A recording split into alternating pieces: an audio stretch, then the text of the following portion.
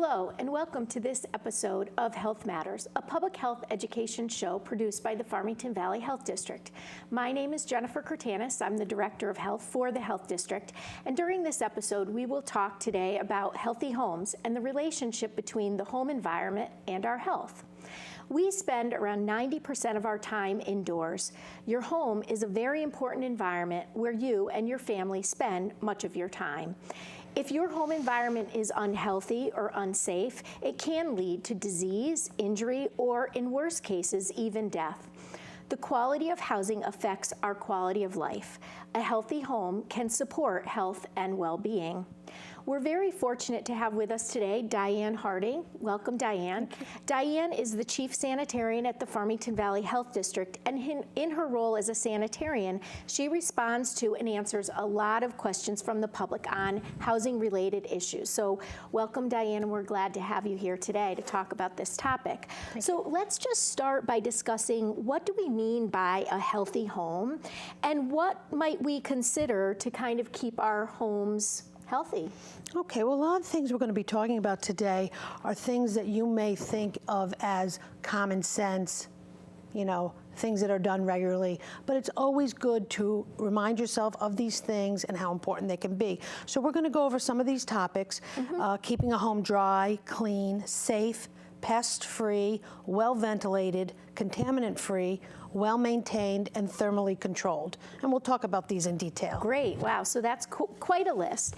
So, you know, what are some of the signs that there might actually be a problem in the home? Well, there are a lot of signs. So if any of these items that I just listed are neglected, left out of control, there can be consequences which will cause damage to the house and ultimately perhaps affect the health of the occupants. So I know we get a lot of questions about mold in particular. Can you talk a little bit about what mold is and how it can become a problem in a home?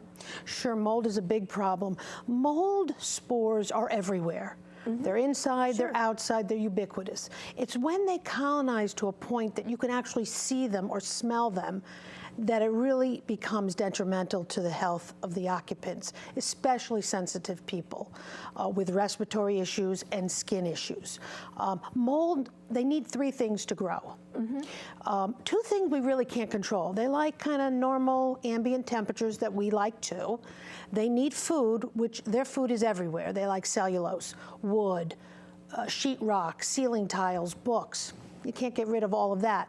But the third and most important thing is water. That we can control. When there's excess water, whether it's from a plumbing leak, a leak into the house from a roof, a window, or in the basement, or water just that's in the air, in the humidity, those sources of water can cause the mold to really multiply. So those are things you really have to keep under control and take an inventory, especially at this time of year. Right. It's spring, the rains are coming, the frost is melting and the thaw is, it's thawing. Lots of different sources of water.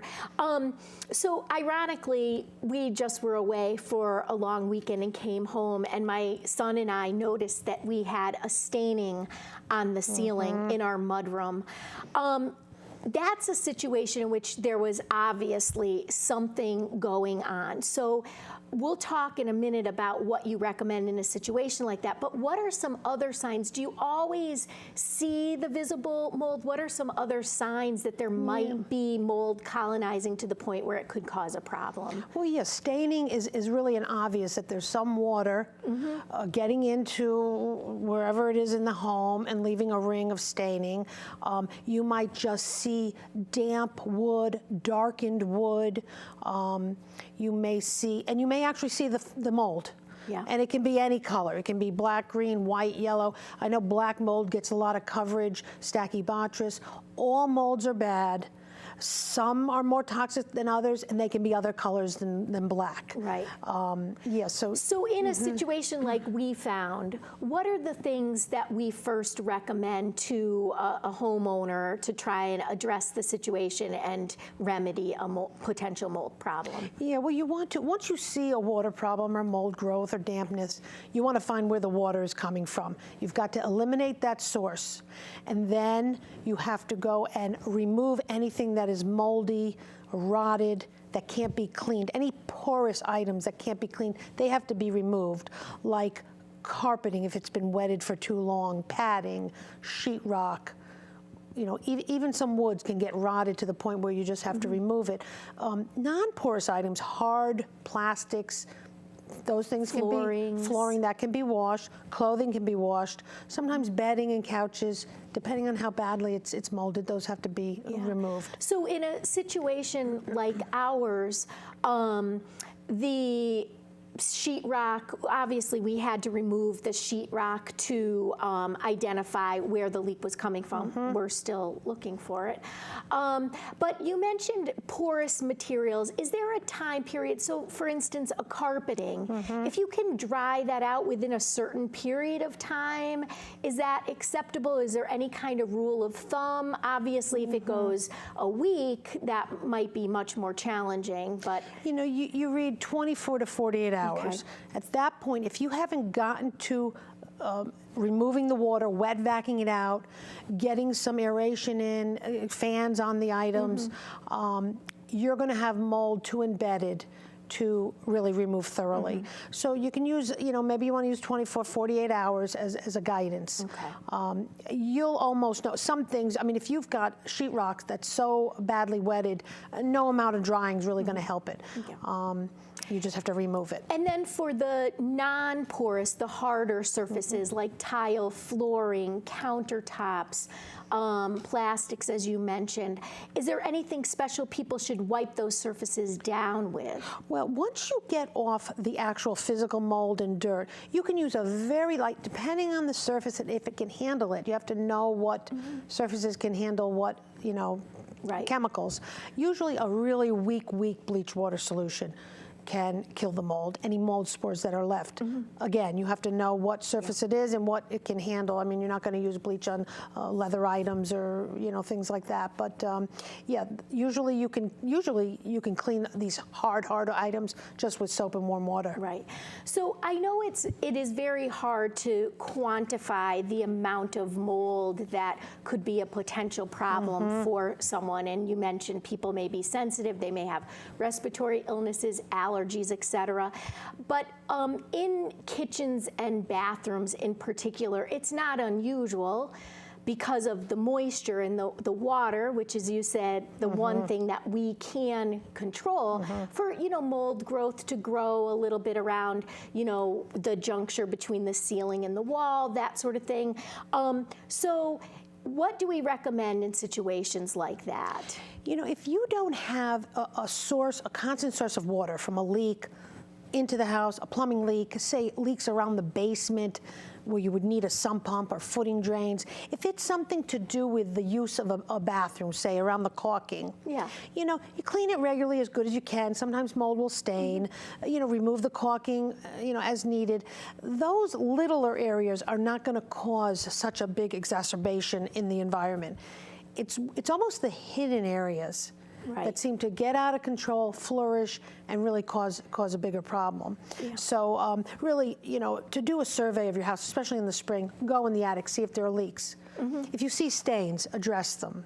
You know, put drainage, get the gutters clean, put long downspouts, get the water away. There's a lot of remedies to get rid of the water. I know in certain seasons, basements, you know, get more damp. We often recommend use of a dehumidifier to kind of take the excess moisture out of the air and reduce the potential for mold growth. Oh yeah, I mean usually it's the basements. Every basement should have a dehumidifier. You'll know, that's why basements smell damp. You go in the summer when the humidity's high, I mean, sometimes we'll have 60 dew points, 70s, which is tropical. The amount of water in the air, if you have a dehumidifier, you fill up those bins so much. If you didn't take it out, that water is gonna land somewhere. Right. then the mold's going to want to grow on it. The best dehumidifiers are those that really drain automatically into a drain or into a sink. Otherwise, they fill up, stop working, then you have to empty it, and all that water that's in the air is going to lay places. So dehumidifiers, using air conditioners, if you have them in those high humidity times, will take some of that out of the air. Very important. Yeah. So just to kind of summarize around mold, we can't control the food source. We can't control the temperature because they like the same temperatures we do. We can control the water. Absolutely. Fix any type of plumbing leaks. Make sure that as soon as you identify it, you stop the source of the water. That'll stop the mold growth. And then the quicker you can do that, the less opportunity for, excessive mold growth and colonization. And I think the other thing that people don't realize is mold is everywhere. Right. So, if there is the right environment, they will stick and colonize and grow, and we have to keep track of that. So very good. So I know we also get a lot of questions regarding like insect infestation and other types of pests, if you will. So can you describe some of the issues associated with, we don't think about our home as our harborage for pests and rodents, but it can happen on occasion, and there are conditions that kind of contribute to that. So tell us a little bit about, pests and rodents and control strategies there. Sure. Again, pests like food and water, and they like openings into the the building. But there's so many pests. I mean, some pests are really just nuisance type, insects, like bed bugs. They're a big problem. They proliferate. You can carry them. You can transfer them from place to place. They really don't cause infection other than a secondary infection. Right. But they're, people are pretty. That's right. You don't want them. So really using your eyes in all these instances is the most important thing to detect a problem early. So for instance, mice, rats, roaches, they carry diseases. They have diseases, they can carry diseases. In other words, flies, they'll land on feces or spoiled food, and then they'll land on something else, and that way they're spreading it. Roaches will spread disease, mice, rats, and so you have to control them in different ways. You first have to know that you have the problem. Look for droppings. Look for gnawings, and then take care of them in the least toxic way you can first. Seal all the openings to the outside. Use glue traps, snap traps. If you have to go to a pesticide, follow the directions. Maybe you have to go to a professional. Mosquitoes, they're a nuisance. And we have problems with West Nile virus. West Nile, equine encephalitis, Zika. So they breed in stagnating water. Empty containers at least weekly. If you can't empty a container for some reason, like I have a fountain that if I'm away, it's left not functioning and not aerating. They do sell larvicides you can put in. They're great for small units. Of course, there's no way to get rid of them completely. There'll be damp spots in neighborhoods, catch basins in streets that harbor, mosquito breeding. But at least you can protect yourself with, pesticides and not go out at dusk and dawn. There are so many other insects, flies, ticks. Although they're not in your house, they can get into your house on your pets. So you want to keep your eyes open. Inspect yourself for ticks. You don't want to get Lyme disease. And for flying insects, having good screens and good repair on windows, particularly in the spring and summer and fall. Screens are essential, of course. So another low toxic way of, if you have a roach problem, you can use some boric acid. So it's not toxic to us, and it's a little bit along the perimeters, and that'll sometimes take care of that problem. Sometimes you do need a professional. So just switching gears a little bit, we happen to live in New England in an area that has a lot of older houses, and with older houses comes the potential risk that lead-based paint was used in certain areas of the home. Can you talk a little bit about lead paint? When do we typically see it, and why that's an issue in some of our homes? Oh yeah, that's a big problem because the paint was banned, lead paint, in 1978. Solders for plumbing in 86. So many homes are older than that.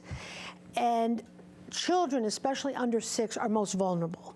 Their central nervous system is developing very quickly, and that's when the toxicity can be very damaging, from behavioral issues all the way up to death. But what you want to make sure, if you have an older house, is to make sure the paint is kept intact.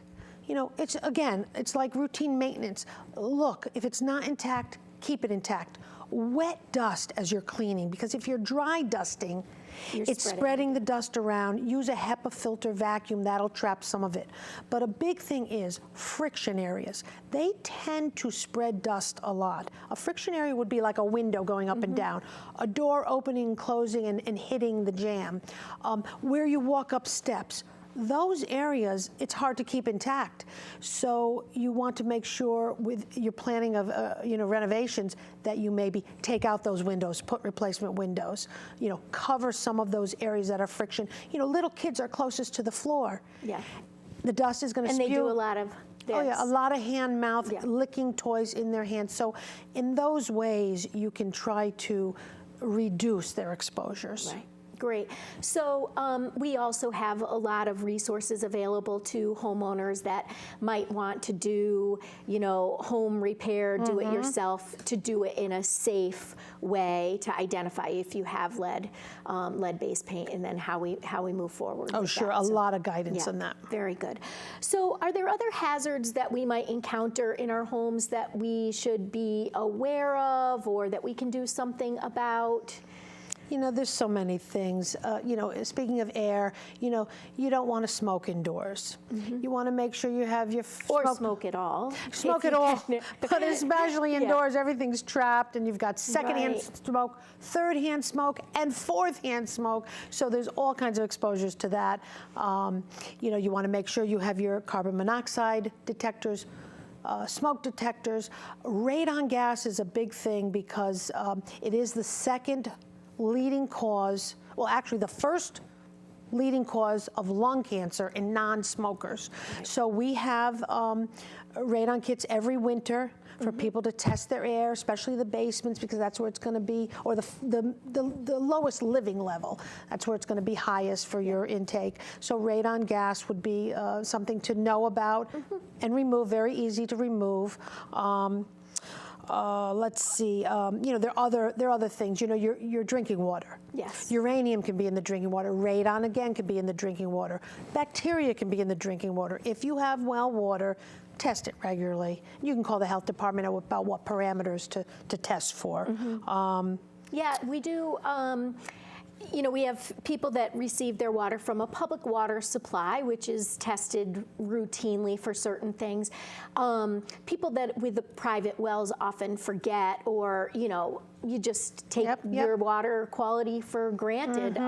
But we do recommend that homeowners test their well water periodically. How often should we test? Well, I mean, I would say at least yearly for bacteria. Sometimes you can do a one-time test for maybe some volatile chemicals, radon. You would hope it would maintain, and the bacteria, may fluctuate. Removing shoes before you come into the house. I wish I started that habit. It's fantastic because so much dirt, dust, germs you're bringing in with your shoes. Pollen, that would help, limit that kind of contamination. Your water temperature. Make sure it's not too hot. Little kids can get scalded easily, elderly people too. Check the temperature, that you'd be surprised. Then tripping hazards. Loose area rugs, inadequate lighting. Yeah, we've talked a little bit more about the types of contamination or what you could be exposed to, but safety hazards like tripping hazards, carbon monoxide detectors, fire extinguishers. Exactly. Doing an assessment of just electrical cords. I mean, you hear about tragic incidents with fires in homes, often caused by electrical cords, other simple things that, kind of we don't think about but should routinely assess. Yep, exactly. Yeah, absolutely. We often associate spring with kind of opening windows, spring cleaning, a fresh start, that sort of thing. What are some of the things that we should consider as part of our spring cleaning rituals? Yeah. Well, opening the windows is great. So you get some fresh air, some exchange of air. When a house is tight, nothing gets exchanged. You want to make sure that your filters are clean in any of the HVAC systems and your air conditioners. Yeah. Make sure all your vents are working properly. Make sure that the vents are actually vented to the outside, dryer vents, bathroom, vents, kitchen vents. Make sure that your appliances are your gas stoves, your furnace, are maintained regularly, because in the winter, all that toxicity is going to stay. In the spring, you can open it up, you can get some ventilation, but you want to make sure that you're wet dusting those window wells if you have lead, lead in windows. Right. So speaking of cleaning supplies, people tend to love the smell of different cleaning agents, that sort of things, air fresheners. Yep. What types of things should we be thinking about as we introduce cleaning products into our homes, and what might be some safer alternatives? Yeah, I think that if you try to use the least toxic cleaner that you can to begin with, it's best. Now, when you're going to do some disinfecting, sanitizing, maybe you need some stronger chemicals. But just simple soap and water scrubbing of areas is good. Cleaning stainless steel with some vinegar and baking soda. Even lemons, although they're not going to sanitize or disinfect, they do provide a little, stain removal, freshening of the environment. You want to look for plant-based ingredients on the labels. There really is no government oversight into all these words like natural and green. So if you read the ingredients and it's all plant-based, that's the best way to go. Sometimes you have to go up the levels, like I said, with pesticides, or when you have to sanitize or disinfect. Yeah. And as far as fresheners, air fresheners, a lot of the over-the-counter ones are really they're just masking the odors with perfumes. Right. Well, if you're going to do that, why not just make it yourself? I do this and I love it. I love essential oils, and you can get them anywhere in every scent. Pine, lavender, orange, peppermint, eucalyptus, anything you like. You fill a bottle with water. This happens to not be too attractive of a bottle, but you can get anything you want. Water. Functional. Yes. Put maybe 10 drops of the essential oil in here. Of course, the oil is going to float, so every time you use it, shake it. When you spray it, it's lovely, and it's non-toxic. So I think the basic recommendation is keep it as simple as possible. Yep. Where you can use soap and water, use soap and water over, a product that maybe has a lot of chemicals and other things that you're introducing. You spray them, they get aerosolized, you breathe that in, et cetera. So simpler is better. And then there are healthier alternatives to some of these deodorizing scents that also include a lot of volatile organic compounds or other chemicals that we may not even truly know. Great. So I want to thank you we've touched on a lot of topics here and provided some great recommendations for people. We've explored the importance of a healthy home to our overall health, as Diane shared. There are simple things we can all do to make sure that our home provides a healthy environment and is relatively free of chemicals, contaminants that could adversely affect our health. And we also talked about some strategies for other safety hazards like tripping, falls, fire hazards, etc. So we hope you'll take some time to consider what you might do to make your home the healthiest that it can be for you and your family and those that visit. The Farmington Valley Health District is always available to answer your questions related to healthy homes, mold, mildew reduction, those types of things. So feel free to reach out to us or access our website at www.fvhd.org or our office at 860-352-2333. And thank you for watching. And until next time, remember, your greatest wealth is your health.